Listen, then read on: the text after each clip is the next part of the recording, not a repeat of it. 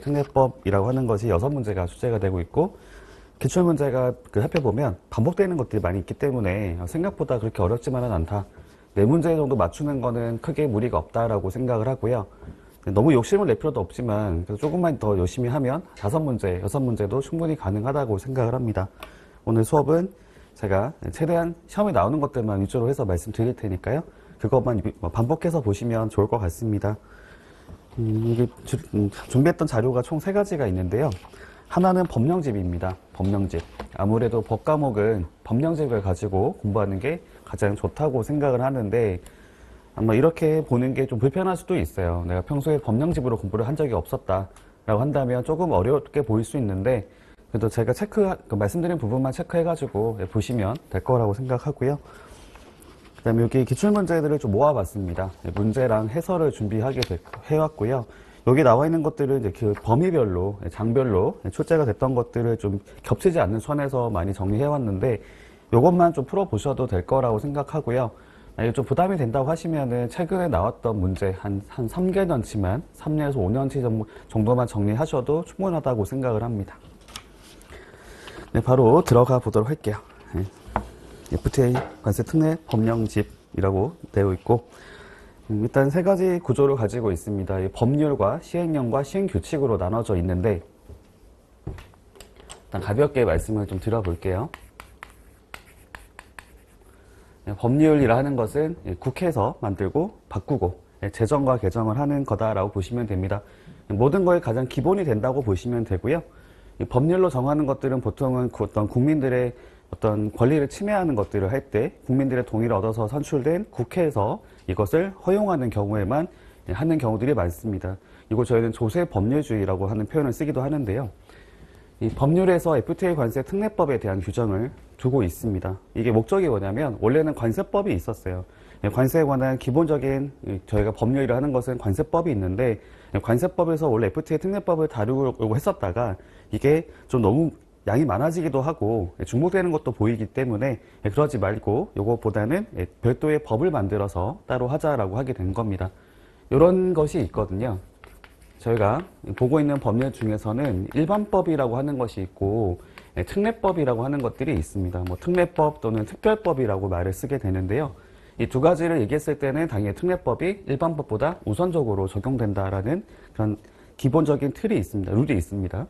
특례법, 이거 특례잖아요. 특례. 일반법보다는 우선적으로 적용하겠다라는 것이 있고요. 관세에 관한 기본적인 법률이 있긴 하지만, 관세법이 있긴 하지만 그거랑 별개로 FTA라고 하는 그런 협정에 대해서는 별도의 특례법을 두겠다라고 이해하시면 되고요. 법률에서 모든 것들을 정할 수가 없기 때문에 이 내용들을 위임하는 것이 필요하게 됩니다. 국회에서 모든 것들을 하기가 어렵죠. 국회는 행정부가 아니기 때문에, 단순히 법을 만드는 기관이기 때문에 실제로 행정 업무를 하는 기관에다가 내용을 좀 위임하는 것이 필요하다고 보시면 되고요.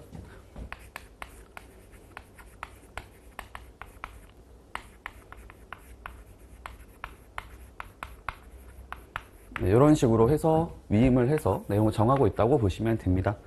법률에서 바로 시행규칙으로 위임을 하는 것도 있고요. 법률에서 시행령 위임하고 시행령에서 시행규칙으로 위임을 하는 것들도 있습니다. 시행령은 잘 알고 계시겠지만 대통령의 법규 명령으로 진행하게 되는 것이고요. 요거는 이제 해당 기관의 장관이 영으로 해서 하는 것입니다. 저희 관세 부분의 경우에는 기획재정부에서 관할하고 있기 때문에 기재부령으로 그 내용을 정하고 있습니다. 여기 더 넘어가게 되면 고시라는 것을 통해 가지고 또 위임을 하게 되거든요. 이런 식으로 흘러가게 됩니다. 여기는 관세청장이 고시를 하고 있다라고 보시면 되고, 근데 가끔씩 시험에 보다 보면 객관식이라 그런지 몰라도 이 주체를 물어보는 것들이 있어요. 뭐뭐로 정하는 것을 물어보는 경우가 있는데, 일반적으로는 저희가 절차를 규정할 때는 시행령으로 하는 것들이 많습니다. 일반적인 절차는 대통령령으로, 상세한 절차는 고시로, 관세청 고시로 해서 이렇게 위임을 하거나 이렇게 위임을 해서 내용 정하는 것들이 있어요. 그래서 간단하게 생각해 볼 수 있죠. 절차에 대한 것들은 기본적으로 대통령령으로 정하는 것이다 라고 이해하고 계시면은 문제를 보는 데는 크게 어려움이 없을 겁니다. 물론 예외는 있어요. 예외는 있지만 대부분의 경우에는 기본적인 절차들을 정할 때는 법률에서 대통령령으로 위임을 해서 내용을 정하고 있다. 그래서 이런 것들을 시험에 나왔을 때는 절차라고 한다면은 대통령령으로 이렇게 맞춰보시면 거의 맞습니다. 그다음에 시행규칙 같은 경우에는 보통 특정한 물품을 정하거나 수수료를 정할 때 이렇게 위임에 정하게 되는데요. 근데 좀 특이한 게 있습니다. 저희 관세법도 마찬가지가 되는데 특정 내용에 대해서는 기재부령으로 정하는 것들이 좀 많은 게 뭐냐면 바로 원산지와 관련된 것들이 있어요. 원산지 관련해서 어떤 좀 세부적인 내용들은 기재부령으로 다들 정하고 있습니다. 관세법에 가서 보셔도 저희 원산지 관련 얘기 나오는 게 있거든요. 거기 보시면 원산지 관련된 세부적인 내용들은 다 기재부령으로 정하고 있구나라는 걸로 보시면 돼요. 이렇게 말씀을 드릴게요. 저희가 이제 FTA 특례법 문제를 볼 때, 내용을 볼 때, 기본적으로 상세한 내용들을 모두 기재부령으로 정한다라고 보시고요. 그러니까 이거는 절차가 아니잖아요. 이 어떤 내용, 뭐 기준이라든지 이런 걸 말을 할 때는 기재부령으로 정한다라고 생각을 하시고, 그 중에 일부 예외가 대통령령에 있습니다. 이렇게 생각을 하시면, 기재부령으로 정한다라는 걸로 기본 틀을 잡고, 예외만 정리하면 되겠죠. 예외만 정리하고 계시면 문제를 푸는 데는 어렵지 않을 겁니다. 예를 들어 말씀드려 본다면 이제 원산지 결정 기준이라는 것은 관세법 여기 FTA 특례법 시행령에 규정이 되어 있거든요. 이런 것들만 알고 계시면 된다는 거예요. 네, 일단 그렇게 간단하게 말씀드리고 제1장 총칙 제1목적 보겠습니다. 1조. 목적은 시험에 나온 적이 단 한 번도 없고요. 아마 앞으로도 나올 확률이 상당히 낮다고 생각을 하기 때문에 가볍게만 말씀을 좀 드려볼게요. 여기에 어떻게 들어가 있냐면 쭉 보겠습니다. 내려가 보면 이렇게 여러 가지가 있는데 여기 보니까 자유무역 협정 두 번째 줄 볼게요. 자유무역 협정의 이행을 위하여 필요한 관세 부과 징수 및 감면, 그다음에 통관 등이라고 돼 있네요. 그래서 저희가 어떤 물품을 수출입을 하면 일단 수입하는 물품에는 관세가 부과되고 징수되는 게 있을 거고요. 그다음에 관련된 법령에 따라서 어떤 조약 협정에 따라서 감면을 받는 것도 가능할 수 있겠습니다. 감면 등하고 통관 등 나와 있고요. 이런 거에 관련해서는 기본적으로 관세법에서 규정을 하고 있는데 그거에 대해 특례를 두겠다고 합니다. 특례에 관한 사항과 자유무역 협정에 규정된 최악 상대 국가의 관세 행정 협조에 필요한 사항을 규정함으로써 그 뒤에 보면 그러니까 자유무역 협정의 원활한 이행과 국민 경제 발전에 이바지함을 목적으로 한다. 제가 간단하게 정리를 해드릴게요. 저희가 FTA라고 하는 것들은 자유무역 협정을 말하거든요. 협정. 프리 트레이드 어그리먼트잖아요. 협정이라는 것은 국가 간의 약속을 말합니다. 보통 정부들 간의 약속을 말하거든요. 행정부 간의 약속이라 볼 수 있겠는데 국가 간의 약속이라 하는 것을 하게 됐다고 했을 때 물론 효력이 발생하긴 해요. 우리나라 그 헌법에도 보시면은 이 아까 말씀드렸던 이런 뭐 협정이나 조약 같은 것도 국내법과 동일한 효력을 갖는다라고 되어 있습니다. 그러니까 조약 협정도 그냥 국내법과 같다고 보시면 되는데 근데 문제가 뭐냐면 서로 다른 나라에 있는 사람들이잖아요. 그렇기 때문에 요거를 약속했다고 해서 이걸 그대로 적용하기에는 좀 무리가 있을 수가 있어요. 그러니까 우리나라하고 서로 안 맞을 수가 있는 게 있을 수 있다는 거죠. 한국에 어떤 기준이 있을 거 아니에요. 한국에도 법령이 있을 텐데 그거랑 국제적인 약속이랑은 서로 안 맞는 부분이 발생할 수도 있습니다. 어떻게 하는 거냐면 FTA가 있다고 해서 이걸 그냥 그대로 다 그냥 통째로 적용하는 게 아니라 요걸 필두로 해가지고 각 국가들마다 수입국마다는 자기네들의 어떤 기준에 맞게끔 법령을 새로 만드는 것들이 있습니다. 그러니까 이런 것들은 뭐 서로 충돌되게 만드는 게 아니고요. 요 기본적인 내용을 바탕으로 해서 그 나라에서만 적용되는 법령을 새로 만든다는 거죠. 그래야지 그 나라의 어떤 뭐 기준이나 절차에 맞게끔 내용들을 적용할 수가 있기 때문인 것입니다. 그러니까 FTA 특례법이라 하는 것은 그런 취지를 가지고 있어요. FTA라고 하는 국제적인 약속을 가지고 우리나라의 기준에 맞게끔 우리나라의 어떤 절차에 맞게끔 세부적인 내용들을 정하는 것이다 라고 보시면 됩니다. 그래서 나중에 뒤로 나오긴 하는데요. FTA 협정이랑 자유무역 협정이랑 국내 법이랑 서로 충돌이 발생하는 부분이 생길 수도 있잖아요. 규정이 서로 혹시라도 문제가 서로 충돌되는 게 발생하는 게 있을 때는 당연히 협정이 우선시가 됩니다. 협정이 기본이잖아요. 얘가 시작인 거잖아요. FTA 협정에 따라 가지고 요거를 각 국가별로 자기네들의 어떤 절차에 맞게끔 내용을 만든 것이었는데 그거는 이게 서로 다른 게 있다고 했을 경우에는 협정 자체가 서로 이제 이게 충돌이 발생하면 안 되는 것이거든요. 협정을 기준으로 해서 바탕으로 해서 해야 되는 것이지 각 나라에서 갖고 있는 규정이 협정과 서로 충돌되면 안 되기 때문에 순서로 말씀드리면 협정이 가장 우선이 되고요. 그 다음에 FTA 특례법, 그 다음에 일반법 이렇게 흘러가게 됩니다. 아무튼 그 내용은 뭐 중요한 내용은 아니니까 가볍게 보시면 되겠고요. 넘어가겠습니다. 1조는 안 나오고요. 2조로 갈게요. 정의. 정의가 두 군데 있는데 관세 여기 FTA 특례법이랑 시행규칙, 법률과 시행규칙 모두 출제가 되는 부분입니다. 출제가 되고 있는데 제가 의미를 좀 정확하게 말씀을 드려볼게요. 제2조 정의 1항 보겠습니다. 자유무역협정이란 우리나라가 체약상대국가 관세 철폐, 세율의 연차적인 인하 등 무역의 자유화를 내용으로 하여 체결한 1994년도 관세 및 무역에 관한 일반 협정 제24조에 따른 국제협정과 이에 준하는 관세 철폐 또는 인하에 관한 조약 협정을 말한다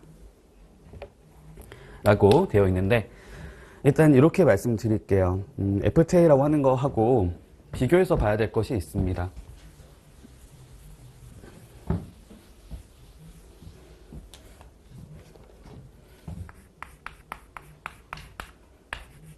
요거를 먼저 알고 계셔야 되거든요. FTA가 있고 WTO가 있어요.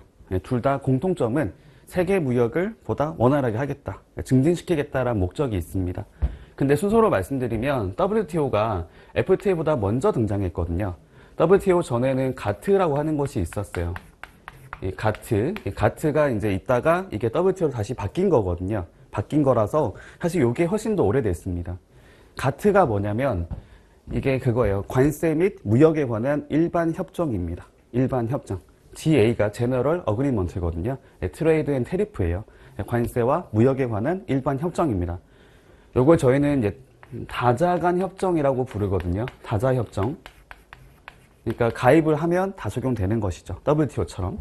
FTA라고 하는 것은 양자 간에 적용되는 협정이거든요. 어떤 게 있었냐면은 이 가트 체제에서는 우리 다 같이 잘 되자라는 게 있었습니다.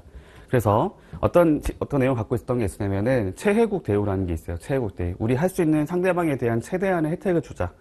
그다음에 차별하지 말자. 무차별주의. 뭐 이런 게 있습니다. 이런 것들을 가지고 우리 서로가 갖고 있는 그런 장벽을 조금 허물자. 장벽을 줄여가지고 보다 원활하게 거래를 하도록 하자라는 입장이 있었습니다. 그런데 여기 나와 있는 FTA라고 하는 것은 이 가트 체제하고는 서로 안 맞는 부분이 있거든요. 가트는 평등하게 하자는 거잖아요. 차별하지 말자는 입장이 있는데 FTA라는 것은 사실 끼리끼리 하는 거잖아요. 양자 간에만. 한중 FTA 같은 경우는 한국과 중국만 하는 거잖아요.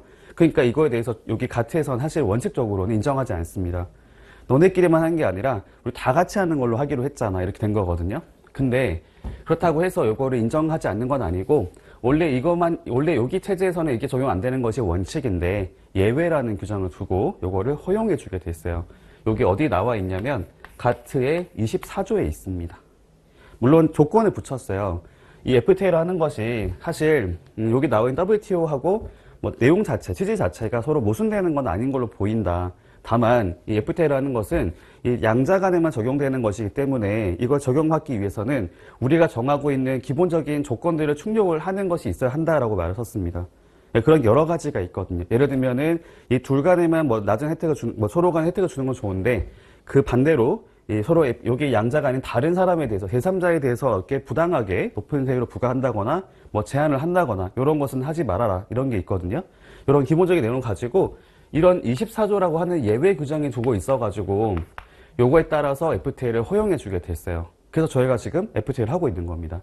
원래 요게 바탕이라고 말씀드렸잖아요. 여기서 허용을 안 했으면은 FTA 하면 안 됐을 거예요. 하면 안 됐던 것인데 여기서 24조에 따라서 허용을 해준 게 있었기 때문에 저희는 지금 FTA를 활용하고 있는 것입니다. 참고로 저희는 WTO 회원국이거든요. 예, 그렇게 이해하시면 돼요. 여기 다시 돌아가 보시면은 이런 말이 있어요. 가운데 조금 밑에 보면 1994년도 쭉 나와 있고 관세 및 무역에 관한 일반 협정이라고 말이 있잖아요. 여기 아까 말씀드렸던 가트라고 하는 거 말하는 것이고요. 24조에 따른 이 협정에만 기본적으로 적용된다고 되어 있습니다. 적용되는 것인데 이것만 그치는 것이 아니고 이에 준하는 것까지 인정해주겠다라고 되어 있죠. 우리가 말하고 있는 자유무역 협정, 즉 FTA라고 하는 것들은 가트에서 허용하고 있는 그 협정과 이에 준하는 협정에 대해서 우리가 FTA라고 부른다는 것입니다.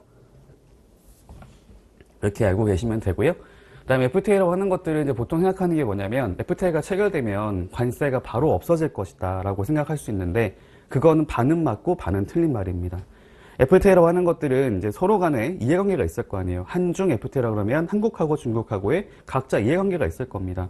우리나라는 어떤 특정 산업이 약하기 때문에 이거를 좀 수입을 하는 게 더 많아지게 되면 더 힘들어질 수가 있는 거잖아요.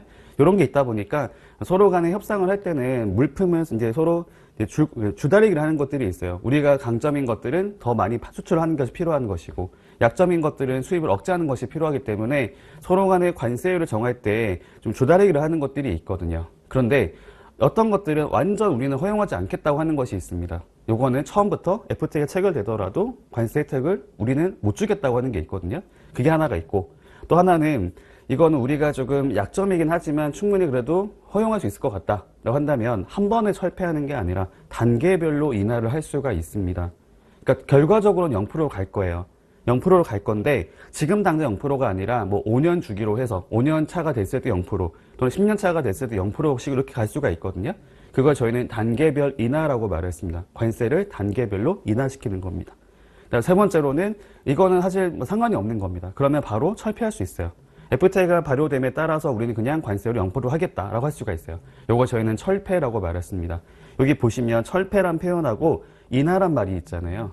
철폐와 인하, 그런 의미라 보시면 돼요. FTA라고 하는 것이 체결되고 나면 그때 물품에 따라서는 바로 철폐를 하는 것도 있고 단계별로 세율을 인하하는 것들도 있습니다. 그런 내용을 좀 설명해주고 있다고 보시면 되고, 저희가 챙겨볼 내용은 하나입니다. 24조, 요걸 갖고 바꿔낼 수 있어요. 물론 시험에 나온 적은 없는데 바꿀 수는 있습니다. 바꿀 수 있으니까 24조만큼은 기억하고 계시면 좋을 것 같아요. 뭐 수단과 방법을 가리지 마시고 24, 24, 뭐 집을 이사하는 생각할 수도 있겠고, 그렇죠? 뭐 부모님이 직급이 이사면은 이사할 수도 있겠고, 뭐 이렇게 생각할 수도 있겠잖아요, 그죠? 죄송합니다. 아무튼 넘어갈게요. 두 번째 2호로 가볼게요. 체약 상대국 정의가 나와 있습니다. 체약 상대국은 말 그대로 우리와 계약을 체결한, 협정을 체결한 상대방을 말하는 거겠죠. 여기 보면 이제 주의할 게 있습니다. 이게 쭉 가보니까 국가란 말이 보이시죠? 체결한 국가. 요게 원칙이에요. 체약 상대국이라 함은 국가를 말한다라는 게 원칙입니다. 그쵸? 한국하고 한중 FTA 생각해 보시면 중국이잖아요. 중국. 그쵸? 국가가 기본 원칙인데 괄호에 보시면 이게 범위가 좀 더 넓다는 걸 알 수가 있어요.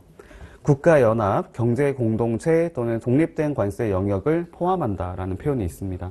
요거는 저희 시험에 나온 적이 있었던 주제거든요. 이렇게 문제를 낼 수가 있어요. 체약 상대국이라 함은 국가만을 말한다. 이렇게 문제를 냈습니다. 아니라는 거죠. 국가는 기본적인 원칙에 들어가는 건 맞지만 국가 말고도 이 관세 영역이나 독립된 관세 영역이나 국가연합, 경제공동체라는 것도 포함이 된다는 것입니다. 국가연합이 중에 어떤 게 가장 흔한 거냐면 제가 알고 있는 표현이 있죠. EU란 말 혹시 들어보셨나요? EU? 그렇죠. 유럽이죠. 유럽연합이잖아요. EU라고 하는 것도 저희랑 FTA가 체결되어 있습니다. 한 EU FTA라고 하는 게 있거든요. 그 다음에 한 아세안 이런 것도 있어요. 아세안은 동남아시아 쪽에 있는 국가들이 연합한 거거든요. 연합한 것도 한 아세안 FTA가 저희랑 체결되어 있습니다. 이런 걸로 이해하면 되는 거죠. 기본적으로 국가 단위로 하는 게 많지만 꼭 국가만 있는 건 아니고 국가가 모인 것들도 저희하고 체약을 하고 FTA 체결하는 국가에 해당된다. 그렇게 체크해 주시고요. 넘어가겠습니다. 3호 체약 상대국의 관세 당국 쭉 가보니까요. 관세 관련 법령이나 협정의 이행을 관장하는 당국을 말한다. 네, 그렇다고 합니다. 근데 저기 보니까 여기 범위가 좁혀지는 게 있거든요. 관세 분야만 해당한다. 그렇죠. 아무도 관세 당국이니까 그런 것인데 이런 것들도 조금 이제 문제를 낼 수는 있겠죠. 관세 분야만 해당한다라는 것인데 관세 분야를 포함한다. 이렇게 말을 쓰면 잘못된 말이라는 것입니다. 뭐 어려운 내용은 아닌 것 같고요. 넘어가겠습니다. 다음에 4호 원산지. 쭉 가보니까 핵심이 이거거든요. 원산지라고 하는 것을 말을 할 때는 제가 쉽게 말씀드려 볼게요. 저희가 이 원산지라는 개념이 어떤 건지 생각해 본다면은 한마디로 쉽게 말해 본다면 사람은 국적이라고 하는 게 있잖아요. 국적. 그렇죠? 저희는 한국 뭐 사람 이렇게 되는 것처럼 물품도 국적이 있다고 보시면 돼요. 물품 자체가 갖고 있는 이 국적이라 보시면 돼요. 다만 이것이 있어요. 저희가 사람의 국적을 정할 때도 여러 가지 기준들이 있을 거 아니에요. 출생제를 가지고 한다든지 이런 게 있는 것처럼 이 물품의 국적을 정할 때도 특정한 기준이 있다고 보시면 돼요. 어떠한 기준을 가지고 이걸 충족하면 여기로 한다. 이 것의 원산지를 여기로 한다라고 하는 게 있다고 보시면 되거든요. 여기 보니까 이런 표현이 있습니다. 협정에서 정하는 기준에 따라, 이런 말 보이시죠? 요걸 저희는 원산지 결정기준이라 부릅니다. 협정에서 정하는 기준에 따라 쭉 보면 물품의 생산, 가공, 제조 등이 이루어진 것으로 보는 국가를 원산지라고 부릅니다. 물품의 국적을 말하는 것인데요. 그게 일정한 특정한 기준을 가지고 요걸 충족한 나라를 원산지로 한다라고 보시면 됩니다. 근데 이렇게 볼 수는 있어요. 흔히들 하는 실수가 뭐냐면은 만약에 한국에서 어떤 물건을 구매를 해서 수출을 했다고 가정해 보겠습니다. 여러분들이 어떤 물건을 구매를 하게 됐다고 했을 경우에 한국에서 구매한 거기 때문에 이 원산지는 한국이겠지. 이거는 반은 맞고 반은 틀린 말이에요. 그러니까 이거는 한국에서 구매했다는 사실은 중요하지 않거든요. 이것이 한국에서 생산 등이 이루어졌는가, 그다음 그것이 협정이 정하고 있는 기준을 충족했는가를 따져봐야 됩니다. 많이들 하는 실수가 한국에서 구매한 거니까 한국은 아니에요 이렇게 할 수가 있는데 전혀 아니라는 거죠. 그거는 아닙니다. 나한테 물건을 팔았던 사람이 그냥 수입을 해와서 판매한 걸 수도 있잖아요. 그렇죠? 이런 상황이 발생할 수도 있어서 이거는 완전 개념이 다르다라는 거 말씀드리고요. 5호로 가보겠습니다. 원산지 증빙 서류에 대한 정의가 나와 있는데 요건 두 개로 나눠서 보시면 됩니다. 첫 번째 쭉 보시면 원산지를 증명하는 서류란 표현이 있고요. 그 뒤로 가게 되면 원산지 확인을 위하여 필요한 서류 정보 등이란 표현이 있습니다. 원산지 증빙 서류는 원산지 증명서 플러스 알파라고 보시면 돼요. 원산지 증명서 플러스 알파입니다. 참고로 원산지 증명서라고 하는 것은 국가 간에 거래를 할 때 물건을 파는 사람이 물건을 구매하는 사람에게 원산지가 뭡니다라고 하는 것을 서류로서 증명하는 것입니다. 서류로 나타내는 거다라 보시면 되고요. 원산지 증명서에는 어떤 기본적인 양식, 그 내용이 있겠죠. 정해져 있는 그런 서식에 맞춰서 내용이 들어가는 게 있을 텐데, 근데 그 내용들이 적정한지를 그것만으로 판단이 안 될 수가 있어요. 그 다른 정보를 요구할 수가 있는 거죠. 그 서류에 나와 있는 정보를 확인할 수 있는 정보가 필요할 수 있습니다. 예를 들면 원산지 증명서상에 운송 정보가 있다고 썼을 때는 운송 정보를 확인할 수 있는 운송 서류가 있어야 될 거 아니에요, 그죠? 이런 것을 저희는 아까 말씀드렸던 후자를 플러스 알파라 보시면 돼요. 그게 뒤에 나와 있는 거죠. 원산지 확인을 위하여 필요한 서류나 정보가 되는 것입니다. 이걸 합쳐가지고 저희는 원산지 증빙 서류라고 표현하고 있습니다. 넘어갈게요. 그 다음에 6호 협정관세라고 되어 있습니다. 요걸 저희는 협정관세, 그렇죠? FTA 관세, 뭐 이렇게 말을 하기도 하는데요. 요쪽 가보니까 밑에 뭐 관세를 철폐하거나 세율을 연차적으로 인하하여 부과하여야 할 관세를 말한다라고 되어 있는데, 요게 어떤 건지 말씀을 드릴게요. 저희는 이제 기본적으로 관세법에 따라서 법률로서 세율을 정하는 것들이 있습니다. 저희가 알고 있는 것 중에 기본세율이라고 하는 것들이 있거든요. 관세법 49조로 가면 세율의 종류라고 해서 나와 있는 것들이 있고요.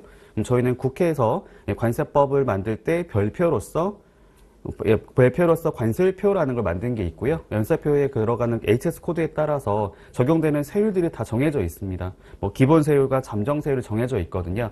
그러니까 어떤 물건을 수입할 때 기본적으로 적용되는 세율들이 있는데, 그것이 있다 하더라도 그거랑 별개로 다른 세율이 먼저 적용되는 것들이 나올 수가 있죠. 그걸 저희는 세율 적용의 우선순위라고 합니다. 하나의 물건에 대해서 세율이 2가지 이상이 경합되는 게 있다고 쳤을 때 그 중에서 먼저 적용되는 것을 정해놔야 그에 따라서 그 세율이 우선적으로 적용될 수가 있거든요.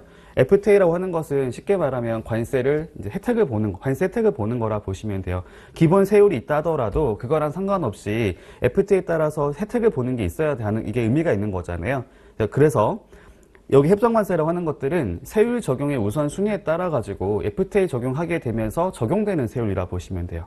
적용되는 세율. 그러니까 협정관세라는 것은 FTA에 따라 적용되는, 내가 적용받을 수 있는 관세라고 보시면 돼요. 관세율.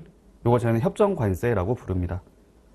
내가 FTA 관세를 적용하고 싶습니다라고 한다는 것이 이제 협정관세 적용 신청이라는 말을 쓰게 되는데요. 협정관세라는 것은 내가 FTA를 적용하게 됨에 따라서 내가 적용받을 수 있는 세율을 말한다고 보시면 됩니다. 예를 들면 이 볼펜이 있다고 가정했을 때 볼펜이 기본적으로 8%가 부과된다고 가정해 볼게요. 기본적으로 8%가 되는 것인데, 한중 FTA에 따라서 우리는 이걸 수입하게 되면 0%가 적용된다고 가정해 보겠습니다. 그때 0%라는 것이 협정관세라는 거죠. 한중 FTA에 따른 협정관세를 그렇게 표현한다는 것입니다. 넘어갈게요. 자, 여기보다는 오른쪽에 있는 시행규칙이 시험에 잘 나옵니다. 네, 앞에 나와 있는 것들은 제가 뭐 말씀드렸던 포인트 잠깐 몇 개밖에 안 되는 것이고, 오른쪽에 나와 있는 시행규칙을 가지고 봐야 되는데, 일단 첫 번째 보시면 영역이라고 하는 것이 나오는데요. 1호에 있는 영역은 저희 시험에 나온 적이 단 한 번도 없고 이걸 정리하는 것은 크게 의미가 없다고 생각을 합니다. 그러니까 이거거든요. 이 FTA를 적용할 때 영역이라고 하는 것, 상대 국가의 영역, 우리나라의 영역이라고 하는 것을 어디까지 인정해 줄 거냐, 요거를 말하는 것인데, 좀 제가 쉽게 말씀드려 볼게요. 보통 말하는 거는 이제 이게 서로 이견이 없는 것들이 있어요. 영토, 영공, 영해는 그 나라의 영역이잖아요. 요거는 이견이 없습니다.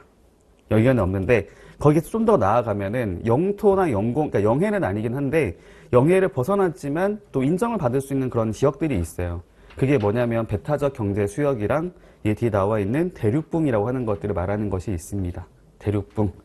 기선이라 해가지고요. 기준이 되는 선이 있는데요. 이 바다가 시작되는 시점이 있잖아요. 거기서부터 일정 해리까지, 일정 지역, 일정 거리까지를 가지고 정하는 것들이 있는데, 아까 말씀드렸던 영해라고 하는 개념 말고도 이제 뭐 대륙붕이라든지 배타적 경제 수역 이런 개념들이 있거든요. 요것까지도 영역으로 인정하는 협정도 있고 아닌 것도 있고 그렇습니다. 근데 이런 게 시험에 나오지는 않거든요. 이건 그냥 가볍게 말씀드리는 거고 모르셔도 됩니다. 이건 안 보셔도 돼요. 넘어가겠습니다. 그러니까 그런 내용들이 들어가 있다라고만 알고 계시면 되고요. 사실 시험에 나올 만한 주제가 별로 있지는 않은데 제가 챙겨볼 게 하나가 있어요. 다 혹시 몰라가지고 말씀드리는 거고요. 여기 두 번째 페이지 보시면은 여기 오른쪽에 타목이 나오거든요. 뉴질랜드라는 거 보이실 겁니다. 아래쪽에 나오고요. 뉴질랜드라고 하는 거 안에 여기 영역에 보면 뭐뭐는 제외한다라는 표현이 있어요. 요거 하나만 체크하겠습니다. 토켈라우라는 것은 제외한다. 영역의 범위에 포함되지 않는다라고 하는 게 있는데 시험에 안 나올 것 같지만 혹시 몰라가지고 이런 것들을 낼 수도 있거든요. 뭐뭐는 제외한다, 포함한다 이런 것들 낼 수도 있어가지고 그냥 체크만 한번 하고 가겠습니다. 그렇게 중요한 내용은 아닙니다.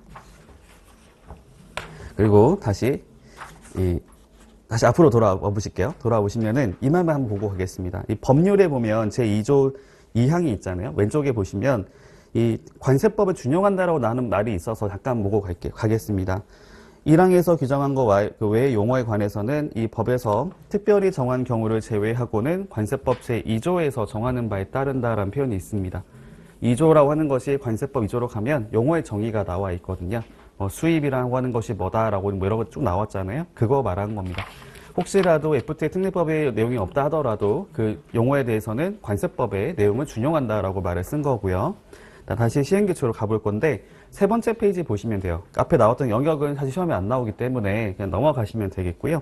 세 번째 페이지 보시면 여기 2호에 류, 호 또는 소호 나와 있죠. 요거 시험에 나왔던 겁니다. 이게 뭔지는 잘 아실 거라 생각하는데요. HS 코드를 분류할 때 그 용어를 말을 하는 것이죠. HS 코드. HS 코드가 뭔지는 아실 거라고 생각을 합니다. 저희가 뭐 다 공부를 하고 있기 때문에 가볍게 말씀을 드려보면 HS 코드라고 하는 것은 국가 간의 약속을 말하거든요. 이 HS라고 하는 것은 저희 WCO라고 하는 것이 있어요. 세계 관세 기구라고 하는 곳이 있는데 거기서 우리 어떤 통계라든지 관세 부과 징수 이런 것들을 목적으로 해서 어떤 통일된 코드를 만들면 어떻겠냐라고 얘기를 하게 된 겁니다. 그래가지고 동의를 하게 된 거죠. 그래서 WCO에 가입된 국가들끼리는 우리 그냥 통일된 코드를 쓰자라고 하는 것들이 바로 HS 코드라 보시면 돼요. 하모나이즈드 시스템이라 말을 쓰게 되는데, 그래서 물품들마다 국가적으로 정하고 있는 코드가 있습니다. 코드. 이 물품은 A라고 한다. 이런 식으로 정한 게 있는 거죠. 요거는 국가 간의 약속에 따라서 전 세계적, 그러니까 여기 가입된 국가들 간에는 6단위까지는 통일할 의무가 있다고 되어 있어요. 이거 위반하면은 협약 위반입니다. HS 협약이라고 하는 것이 있는데, 여기서 말을 하기로 6단위까지는 우리 통일을 시키자. 그 이후 단위는 알아서 각자 하는 걸로 하고, 6단위까지는 통일을 시켜놓고 그 다음번에 나머지는 각자 하는 걸로 해서 하자라고 한 게 있는데 이렇게 되는 거죠. 예를 들면은 뭐 XX, XX, 그다음에 XX라고 했을 때 저희 앞에 끝에 두 자리를 그러니까 처음부터 시작할게요. 죄송합니다. 여기 앞에 두 개를 U라고 저희는 표현을 하고 있어요. 류. 뭐 알고 계실 거라 생각합니다. 그래서 예를 들면 뭐 01, 뭐 16, 11류 이렇게 말을 쓰잖아요. 요걸 저희는 영어로는 챕터라고 부르거든요. 챕터라 부르고 있고, 그 다음에 그 뒤에 나와 있는 네 자리, 앞에서 네 자리를 저희는 호라고 하는 용어를 사용하고 있어요. 호. 헤딩이라고 말했습니다. 헤딩. 중요한 표현은 아니고요. 그 다음에 앞에서 쭉 6자리까지를 하는 거를 저희는 소호라고 정의하고 있습니다. 소호. 요걸 저희는 서브 헤딩이라고 말을 쓰게 되는데, 이게 의미가 뭐냐면은 대목차, 중목차, 소목차라 보시면 돼요. 대분류, 중분류, 소분류 이렇게 가는 겁니다. 전자기기라고 하는 게 안에 여러 가지가 있겠죠. 거기 안에 TV 이런 식으로 가는 거라 보시면 됩니다. 여기 볼게요. 류호 또는 소호라고 돼 있잖아요. 여기 쭉 가보면 기재부 장관이 고시하는 관세 통계 통합 품목분류표에 따른 품목분류상의 2단위, 4단위, 6단위의 번호를 각각 말한다라고 되어 있습니다.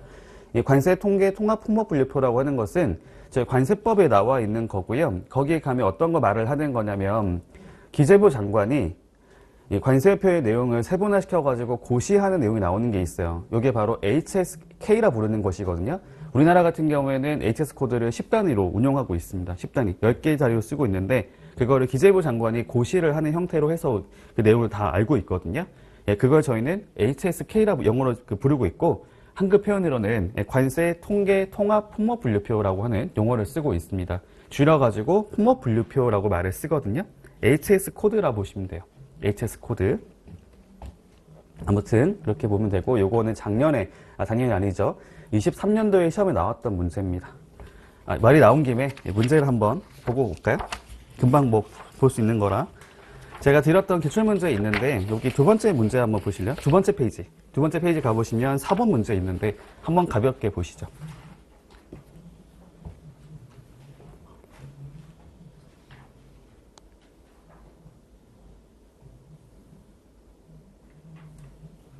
조금 다른 문제긴 했네요. 다른 문제긴 했는데 내용이 어렵진 않았을 거라 생각합니다. 여기 보니까 보기로 들어갔다는 거네요. 류호라고 하는 거는. 문제 답을 쉽게 골라볼 수 있을까요? 헷갈린다고 하면은 1번이나 4번 중에 하나 헷갈릴 것 같은데 정답은 1번이었습니다. 이렇게 나와요, 시험에. 이렇게 나오기도 해요. 굉장히 어렵지가 않죠. 쉽게 나오기 때문에 전혀 어려워할 필요가 없습니다. 네, 말이 나온 김에 넘어갈게요. 모여드린 거고요. 그 다음에 3으로 가보겠습니다. 재료라고 나오는데 이게 방금 보셨던 23년도 나왔던 문제에 대한 내용이었던 겁니다. 보시면 재료라는 것은 다른 물품의 생산에 사용되는 원재료, 구성물품, 부분품, 부속품을 말한다라고 되어 있죠. 내용 개념상 어렵지 않다고 보이네요. 어렵지 않아 보입니다. 부분품과 부속품의 차이는 알고 계시죠? 가볍게 말씀드리면 부분품이라는 것은 어딘가를 이제 어떤 부분을 차지하는 물품이다 라고 보시면 돼요. 부분품. 제가 쉽게 한번 예를 들어 말씀드려 본다면 자전거를 한번 떠올려 봤을 때 자전거에서 이제 바퀴라든지 체인이라든지 이런 게 있잖아요. 요거는 그게 없으면 자전거로서의 기능을 수행할 수가 없을 겁니다. 그렇죠? 바퀴가 없는데 자전거가 돌아갈 수 있나요? 아니잖아요.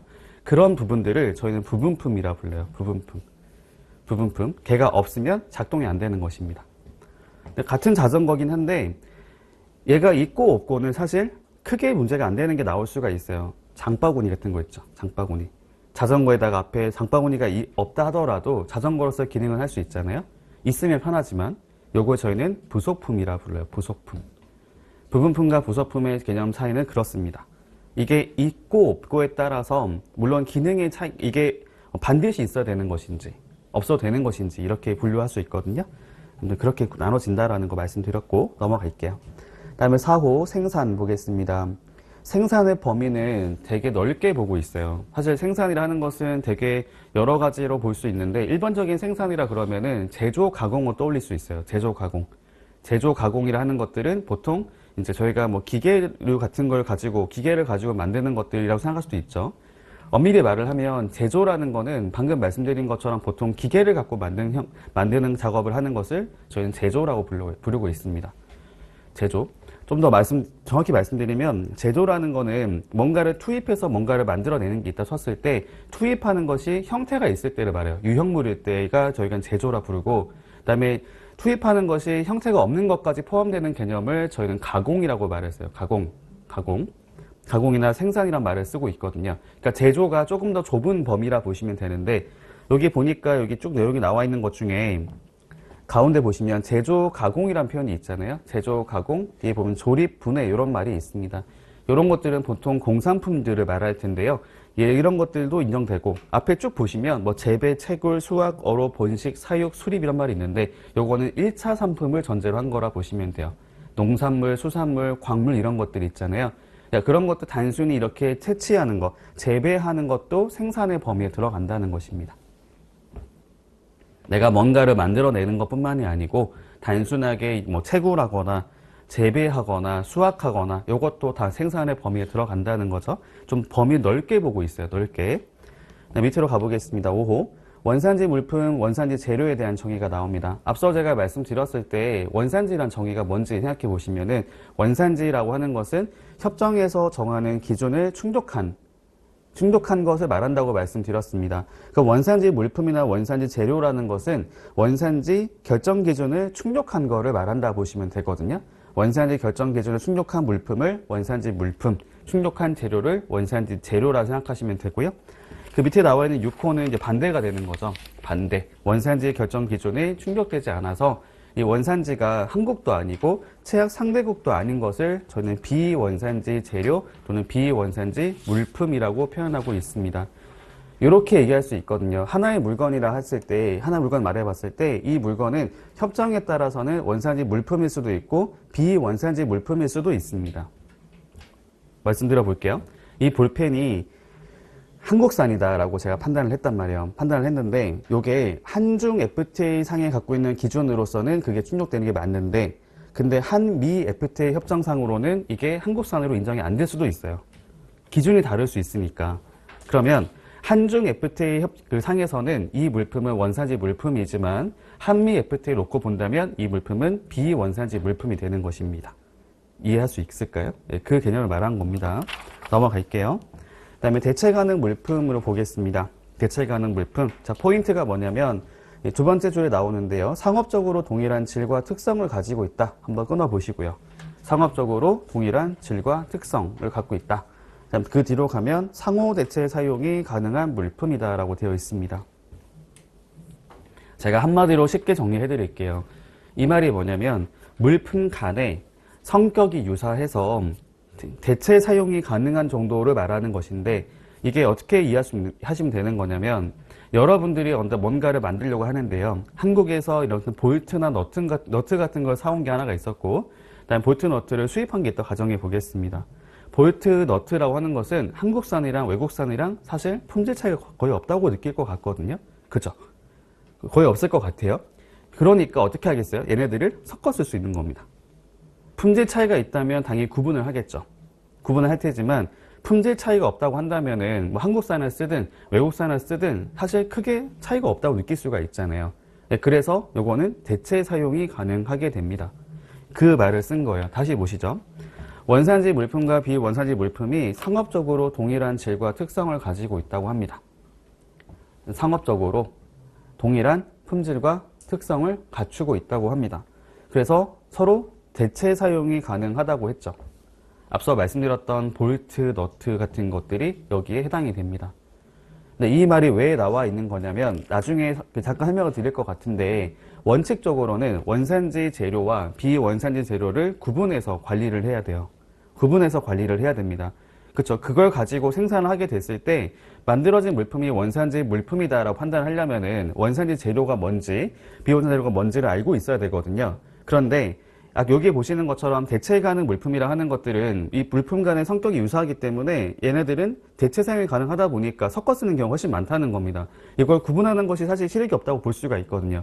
그럼 원칙적으로는 이렇게 하면 안 되는 거긴 하지만 예외적으로 허용을 해주고 있어요. 어떤 식으로 하는 거냐면 실제로 투입된 재료랑 상관없이 요거를 회계관리 기법에 따라서 선입선출법, 후입선출법 이런 식으로 하는 것을 허용해주는 특례가 있습니다. 그걸 얘기하기 위해서 나와 있는 개념이다. 네, 뭐 내용이 어렵지는 않으시죠? 이게 어떤 말인지는 이해되시죠? 네, 조금만 잡아주시죠. 좀 쉴 수 있습니다. 네, 넘어가겠습니다. 여기 뭐 완전 생산 기준, 세번 변경 기준, 부가가치 기준이 나와 있는데 뭐 내용이 뭔지 아실 거라 생각해요. 완전 생산 기준은 하나의 국가에서만 생산된 물품을 말합니다. 예를 들면 한국에서만 생산된 물품이다. 그럼 원산지를 의심할 필요가 없는 거죠. 한국산 아니고서는 다른 게 될 수가 없으니까요. 그게 완전 생산 기준이고요. 밑에 가면 9호랑 10호는 이거는 묶어가지고 이렇게 말했어요. 실질적 변형 기준이라고 하는 용어를 사용하고 있습니다. 실질적 변형 기준. 이게 2개 이상의, 그러니까 하나 국가에서 만들어진 게 아니라 최소한 2개 이상의 국가에서 생산된 물건이기 때문에 그 중에서 어디를 원산지로 할지는 별도의 기준을 가지고 판단을 하는 것이 필요하다 보시면 되는데, 그 기준이 뭐냐면 물품의 어떤 성질을 실질적으로 변경할 정도의 가공을 했던, 생산을 했던 국가가 있으면 그 나라를 원산지로 하겠다라는 입장이 바로 실질적 변형 기준이다라고 보시면 됩니다. 여기 세번 변경 기준, 부가가치 기준이 나오는데 제가 포인트를 말씀드릴게요. 쭉 가보시면 세번 변경 기준 맨 끝에 가보시면은 밑에서 네 번째를 보시면 돼요. 일정 단위 이상이 다른 경우란 표현 보이시죠? 일정 단위 이상이 다른 경우, 그 뒤로 가보니까 최종적으로 생산한 국가를 원산지로 인정하는 기준을 말한다라는 표현이 있습니다. 보이시죠? 제가 여쭤볼게요. 여기서 일정 단위 이상, 이 말을 왜 썼을까요? 예를 들면 참고로 말씀드리면 관세법에서는 6단위 이상이라고 말을 쓰거든요. 관세법에서는 세번 변경 기준에 대한 정의를 말을 할 때 6단위 이상이 변경되면 된다라고 정하고 있단 말이에요. 근데 얘는 일정 단위 이상이라고 말을 쓰고 있거든요. 왜 그런 걸까요? 그 말은 2개가 바뀌든지 4개가 바뀌든지 6단위가 바뀌든지를 다 포괄하고 있는 말인 거잖아요. 왜 그랬을까요? FTA 특례법이 우리가 체결하고 있는 협정을 모두 한 번에 모아서 규정하는 법령입니다. 이해되시나요? 한중 FTA에 대해서만 협정을 만든 게 아니고, 그러니까 이걸 만든 게 아니고, 법령을 만든 게 아니라 우리가 하고 있는 모든 FTA라고 하는 것들을 여기 있는 법령에 다 규정을 해놨어요. 어떻게 될까요? 기준이 서로 다른 것들을 특정할 수가 없는 거죠. 그렇잖아요? 중국에서는 2단이라고 하더라도 미국에서는 뭐 4단 이렇게 된 거 있으면 세번 변경 기준을 정의를 할 때 특정할 수가 없을 거 아니에요. 그럼 다른 협정하고 모순되는데요. 충돌이 발생할 수 있기 때문에 얘는 전체를 다 포괄하는 법령이기 때문에 일정 단위 이상이라고 하는 용어를 사용하는 것입니다. 그 말은 협정마다 다르다라는 거죠. 추상적으로 말을 쓴 거잖아요. 그래서 밑에 가보면 부가가치 기준도 동일한 표현을 쓰고 있어요. 일정 수준 이상이라는 말을 쓰고 있는 거죠. 그럼 여쭤보겠습니다. 이 문제가 나왔는데 세번 변경 기준, 부가가치 기준에 대한 정의를 말을 할 때 어떤 단위를 특정해서 말을 해주고 있으면은 이거 맞는 걸까요? 틀린 걸까요? 틀린 거죠. 그죠? 6단위 이상이 변경되는 것을 말한다 라는 보기가 나오면 당연히 잘못된 거죠. 네, 그렇습니다. 그런 문제가 나왔었거든요. 아마 저 기출문제도 있을 것 같은데, 자, 보죠. 저희 첫 번째 문제 있죠. 첫 번째 페이지 보시면은 2번 문제 한번 보실래요? 2번 문제. 첫 번째 페이지에 문제 2번 있죠. 2번에 보기 2번 한번 봐주세요. 보기 2번. 한번 읽어보시면 되겠습니다.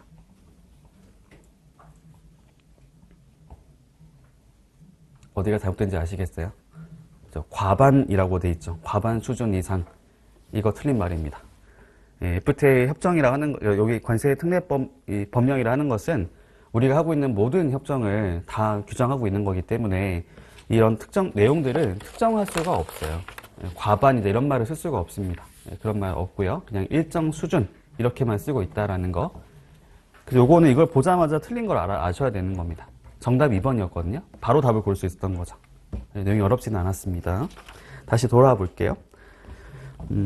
다시 돌아오도록 하고요. 앞으로 가서 보면은 11호가 나오는데 공장도 거래 가격이랑 이제 본선 인도 가격, 조정 가격이라고 해서 이 가격의 정의가 나오는 것이 있어요. 공장도 거래 가격은 아마 익숙하실 것 같아요. 이게 뭐냐면 영어로는 X웍스라고 하죠. 이 XW를 말하는 것입니다. 공장도 거래 가격이잖아요. 저희가 이제 무역 공부를 할 때 무역 관세법이나 어떤 무역 관련 공부를 하실 때는 공장 뭐뭐도라는 말이 있으면 이거는 인도의 개념으로 이해하시면 돼요. 인도. 물품을 넘기는 거 있잖아요. 물품이나 서류를 넘기는 거 있죠. 그래서 그 인도에 대한 개념이 있다고 보시면 돼요. 그래서 공장도 거래 가격은 공장에서 물품을 인도할 때 거래하는 가격을 말하는 것입니다. 공장도 거래 가격은 공장에서 물품을 인도하는 조건으로 했을 때 거래되는 가격, 거래하는 가격을 말한다라고 하는 것이고요. 여기 쭉 보시면 이런 말이 있어요. 물품을 생산 공장에서 반출할 때 이 반출의 의미가 인도를 말하는 거겠죠. 인도. 반출할 때 해당 물품의 생산자에게 실제로 지급하였거나 지급하여야 하는 가격으로서 라는 말 보이시죠? 이게 거래 가격인데 뒤에가 중요하거든요. 물품이 수출될 때 환급되는 내국세를 공제한 가격을 말한다. 환급세를 공제했다고 했어요. 저희가 알고 있는 개념 중에 어떤 게 있냐면은 부가가치세 같은 게 있어요. 부가가치세. 부가세 같은 경우에는 저희가 재화의 수출을 하게 되면 영세율 적용이 되는 게 있단 말이죠. 그러면은 내가 혜택을 보는 것들이 좀 있습니다. 여쭤볼게요. 거래 가격이라 하는 것들은 뭐 정확하게 어떻게 구성이 되는 것을 알 필요는 없는데 쉽게 말씀드려 보면 원가가 있을 거고요. 원가에다가 이윤 및 일반 경비가 있을 거 아니에요. 그걸 합쳐가지고 기타 비용 합치면은 거래 가격이 나오겠죠. 일반적으로 상식적으로 그렇게 생각할 수 있잖아요. 그럼 여기서 환급되는 내국세를 왜 공제했을까요? 그냥 쉽게 이해할 수 있습니다. 거래 가격에 원가가 반영되어 있죠. 그러면은 환급되는 내국세라는 것은 원가의 개념에 들어갈까요? 안 들어갈까요? 안 들어가지 않을까요? 내가 부담은 했지만 환급이 된대요. 그럼 내가 부담한 비용인가요? 아니잖아요. 그래서 빼는 겁니다. 이해되세요? 그 개념인 거예요. 그러니까 원가의 범위에 그러니까 원가의 어떤 그 내용에 원가에 반영되지 않는 거죠. 그렇기 때문에 거래 가격에도 구성을 하지 않는 겁니다. 거래 가격에도. 요거 바꿀 수 있겠죠. 환급되는 내국세를 포함한 가격을 말한다. 이렇게 낼 수 있거든요. 아니라는 겁니다. 이거 헷갈릴 필요가 없는 게 원가에 반영되지 않잖아요. 그렇게 이해하시면 돼요. 그러니까 거래 가격에도 당연히 반영이 안 된다. 이렇게 이해하시면 됩니다. 네, 내용 어렵지 않으시죠? 공제한 가격을 말한다. 네, 공제라고 하는 표현은 좀 체크해 주시고요. 내용을 알고 계시면 어렵지 않다라는 말씀 드린 거고요.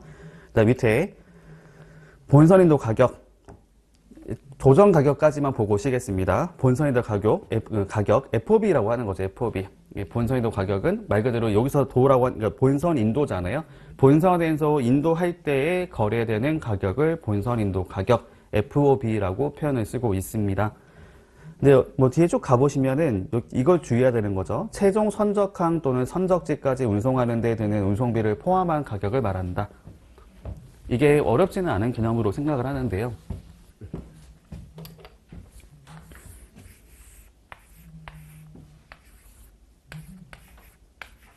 자, 여기가 수출국이라고 가정해보죠. 뭐 선적국 또는 수출국. 여기를 양육국 또는 수입국이라고 표현을 해보겠습니다. FOB라고 하는 것은 요거잖아요. 본선에 선적지, 그러니까 수출국에서 정박해 있는 배에다가 물품을 이제 실을 때에 거래되는 가격을 말하거든요. 거래하는 가격. 자, 그런데 한국을 생각하지 마시고 유럽이라고 하는 것들을 한번 떠올려 보도록 할게요. 유럽 안에서는 뭐 제가 지리를 잘 정확히 모르긴 하지만 어떤 나라들은 바로 그 바다가 근처에 있을 거고 붙어 있을 거고 어떤 나라는 육지 쪽에 있어 가지고 내가 해상으로 물건을 보내려면은 다른 나라를 경유해서 가는 나라가 있을 수 있겠죠. 그렇죠? 예를 들면은 스페인 같은 경우는 바다가 근처에 있을 거 아니에요. 그래서 바로 뭐 배상으로 운송이 가능하겠지만 뭐 그 전에 육지 쪽에 있는 그 안쪽에 있는 유럽에 있는 국가 같은 경우에는 해상으로 가려면 다른 나라를 경유해서 갈 수밖에 없는 거잖아요. 그래서 요거를 이렇게 가정해 볼게요. 여기를 수출국이라고 가정해 보고요. 그러니까 수출을 하기 전에 들리는 나라인 거고, C를 수입국이라고 가정해 보게 됐을 때, A에서, 그러니까 FOB를 하게 됐을 때는 이 본선 인도라는 것이 그 매도인과 매수인 간에 합의해서 정하고 있는 그 선적항을 말하는 것이거든요. 근데 여기가 해상이잖아요, 해상. A국 같은 경우에는 자기 나라에 그 해상국을 할 수가 없기 때문에 반드시 B라는 나라를 경유해서 갈 수밖에 없다고 생각해 보겠습니다. 자, 그러면 FOB를 말을 할 때 본선 인도 가격이다라고 말 썼을 때요. 이때 여기서 물건을 한번 선적한 게 있어가지고 여기로 갔다가 다시 선적했다고 가정해 볼게요. 이렇게 간 걸 가정해 볼게요. 그럼 여기서 이 두 가지 모두를 포함하는 용어를 사용하고 싶어요. 그럼 어떤 말을 쓸까요?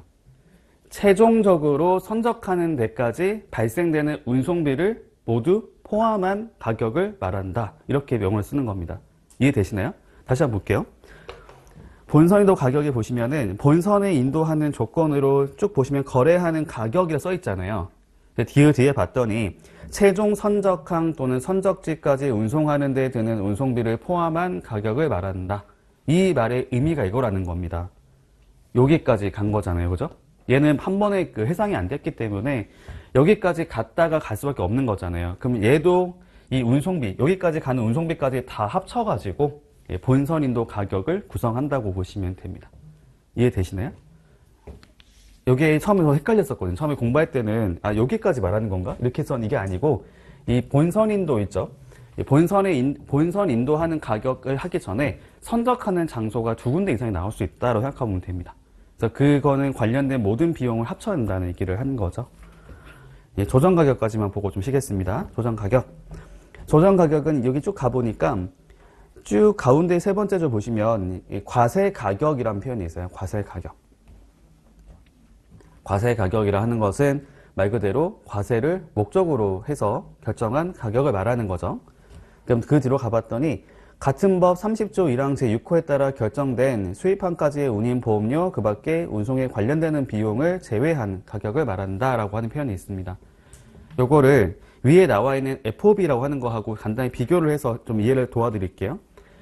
얼핏 보면 그러니까 본선 인도 가격이랑 조정 가격이랑 뭐가 다른 걸까요?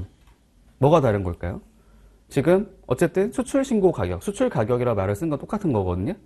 우리나라 같은 경우에는 수출 신고 가격을 FOB로 하고 있어요. FOB.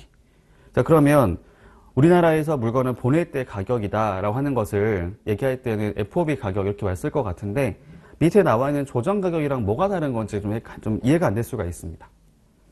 근데 그거 알고 계신가요? 관세 평가에 보시면은 이 관세를 이제 결정하기 위해서 과세 가격을 정하잖아요. 거기 안에 그 가산 요소라고 하는 것들이 존재를 하죠.